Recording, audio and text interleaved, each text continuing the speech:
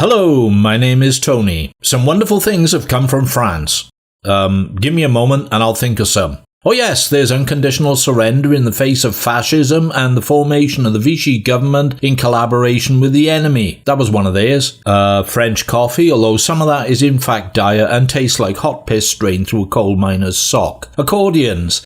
Okay, maybe not accordions. Inspector Clouseau. Long, tedious, boredom-inducing art house films only pretentious twats want to watch. Guillotines. Now, guillotines were cool. And of course, Jean Paul Belmondo. Along with Alain Delon, Jean Paul was one of the biggest male movie stars France ever produced. According to those who know about such things, he came to prominence as part of the French new wave of movies in the late 50s and early 60s. Belmondo was quoted as saying he didn't understand what the term new wave meant, although it strikes me as being descriptive of a new style or fashion or something or other. Those films were not to my personal taste, but they floated the boats of many a pseudo-intellectual film critic around the world, so that's good enough for them.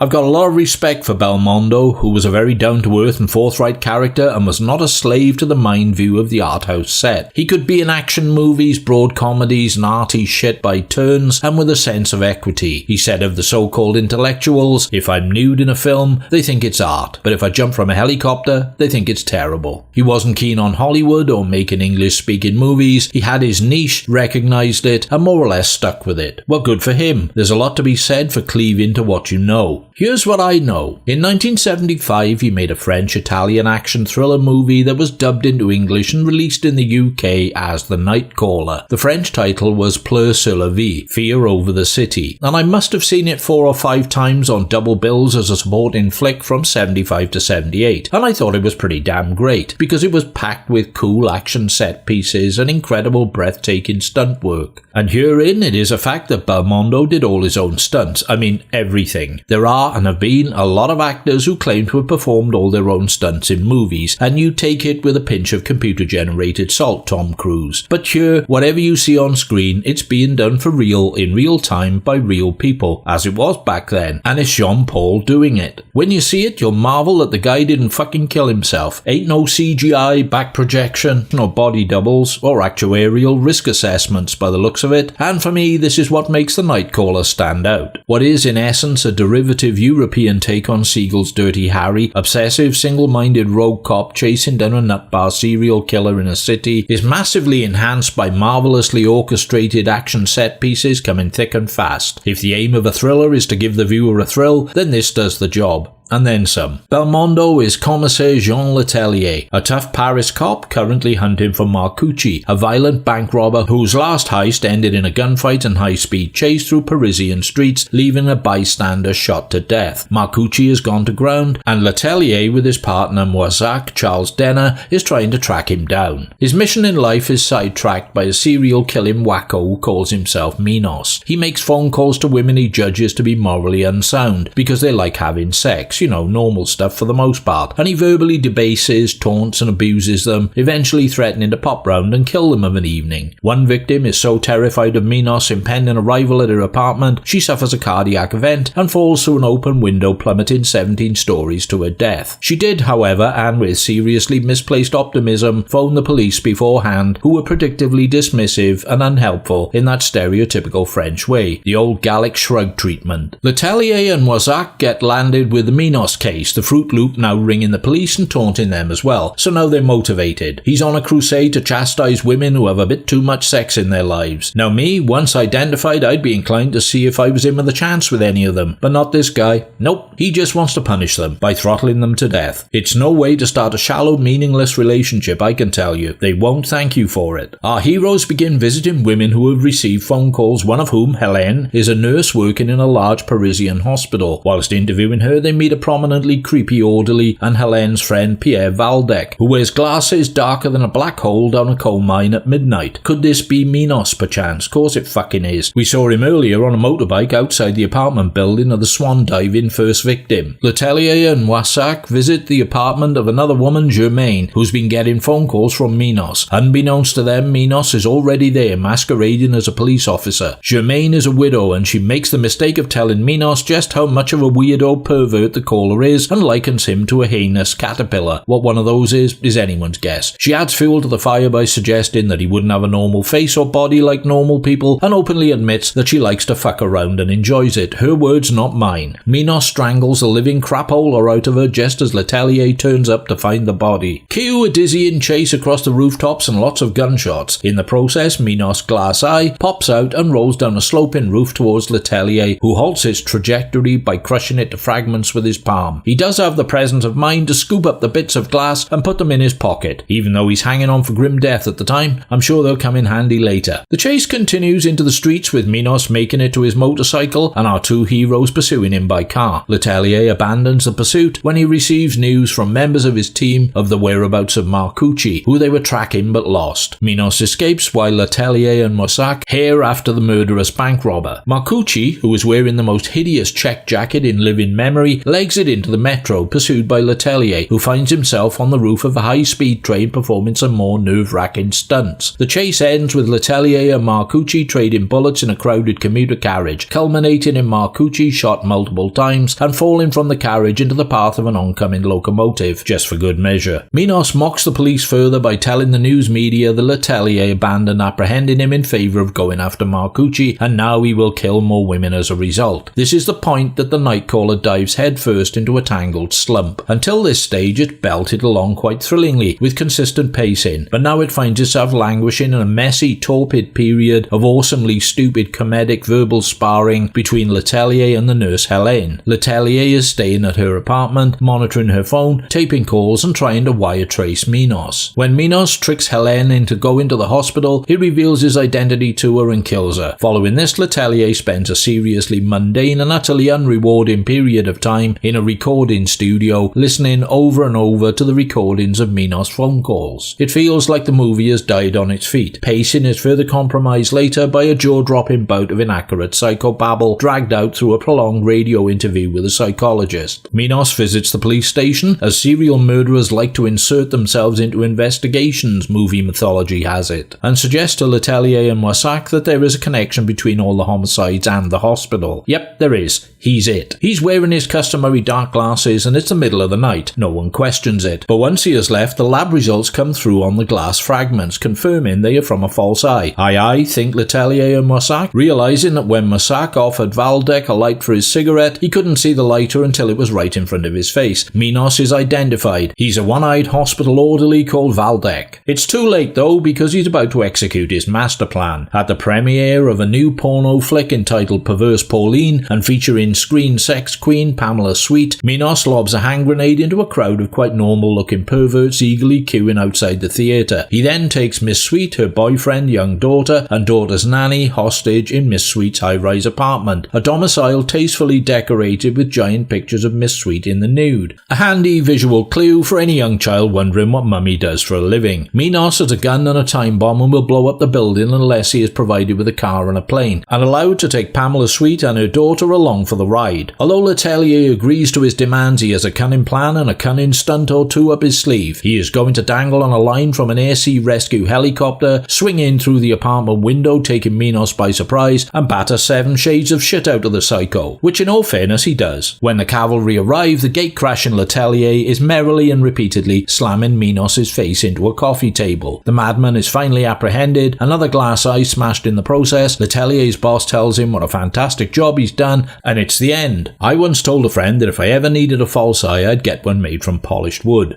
Would you? He asked. Oh, wouldn't I replied.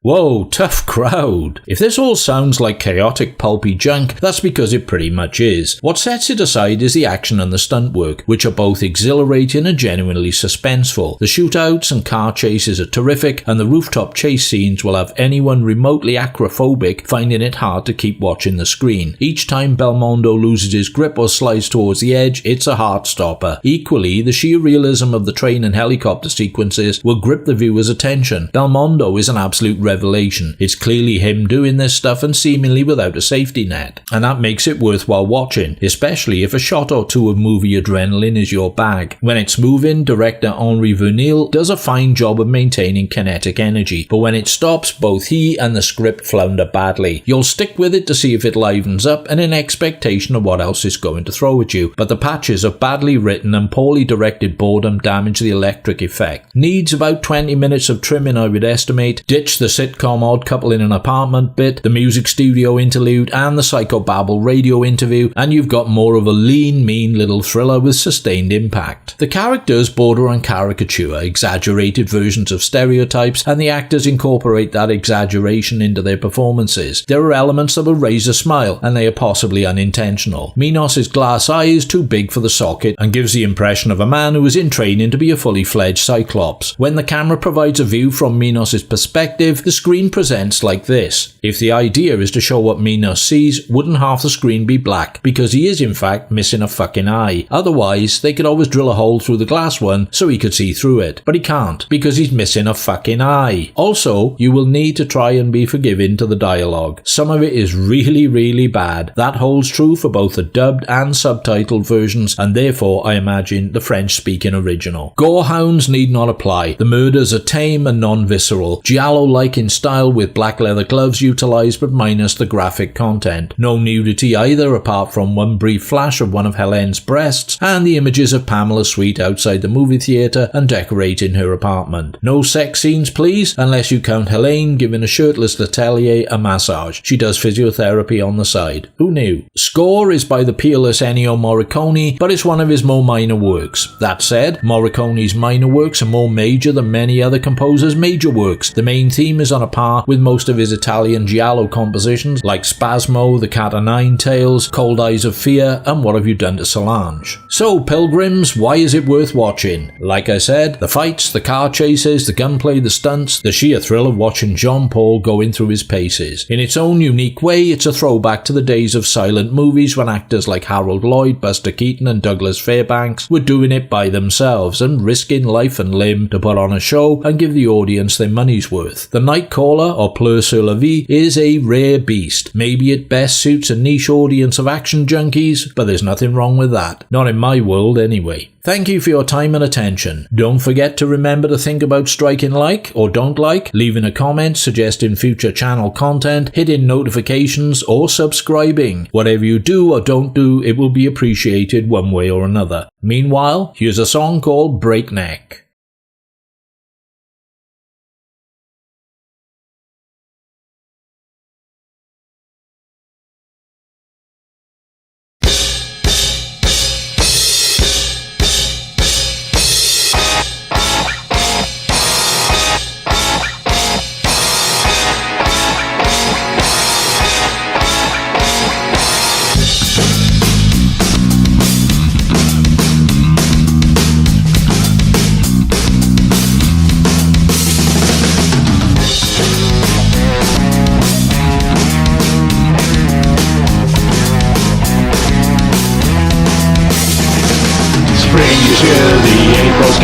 Sometimes blue or threatening rain. Days move on, time it flies. I won't be going home again. She doesn't get me nowadays. She didn't need me anyway.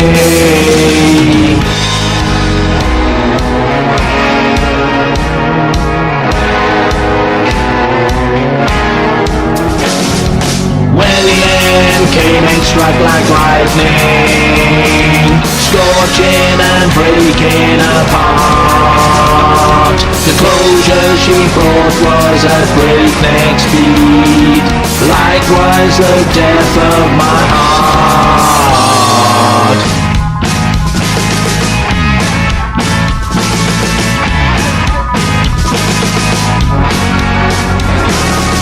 Here I stand, a silent blur, holding still, not letting go. World it turns, I don't stir, I can't pretend I didn't know. She doesn't want me anymore. Nothing left to use me for. When the end came, it struck like lightning, scorching and breaking breaking apart. The closure she brought was at breakneck speed, likewise the death of my heart. Television screens once soon took dots with the whine of a tortured cat. Fast as it was, I never once thought dialogue was quicker than that.